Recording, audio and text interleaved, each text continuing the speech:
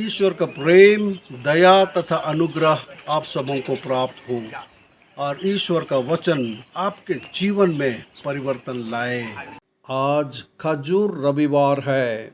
पास्का से पहले का रविवार खजूर रविवार पवित्र सप्ताह की शुरुआत का प्रतीक है और यीशु के यरूशलेम में विजयी प्रवेश का स्मरण करता है, जहां उनका स्वागत खजूर की शाखाएं लहराते हुए भीड़ द्वारा किया गया था, जो उनके राजत्व और क्रूस की ओर उनकी अंतिम यात्रा की शुरुआत का प्रतीक है।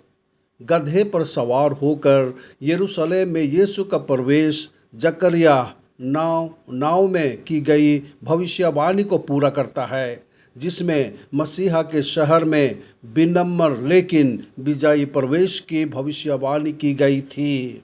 खजूर शाखाएं विजय और शांति का प्रतीक है, क्योंकि इनका प्रयोग प्राचीन काल में राजाओं के स्वागत के लिए किया जाता था। गधा विनम्रता और शांति का प्रतिनिधित्व करता है, जो घोड़ों या रथों पर सवार सांसारिक राजाओं की धूमधाम और शक्ति के विपरीत है। खजूर रविवार पवित्र सप्ताह की शुरुआत का प्रतीक है, जिसका समापन यीशु के क्रूस पर चढ़ने और पुनरुत्थान के साथ होता है।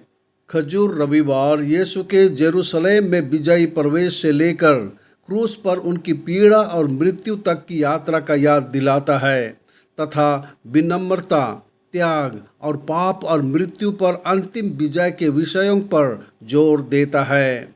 आइए हम विश्वास के साथ पवित्र सप्ताह में प्रवेश करें और यीशु के साथ उसके दुख, मृत्यु और पुनरुत्थान तक चलें।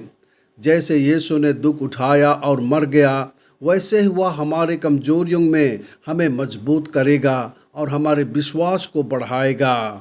प्रार्थना। हे प्रभु यीशु ख्रिस्त, तूने हमारे लिए दुख उठाया और मर गया। आपने हमारे लिए जो मुक्ति अर्जित की है, उसे प्राप्त करने योग्य हमें बनाए। आमीन।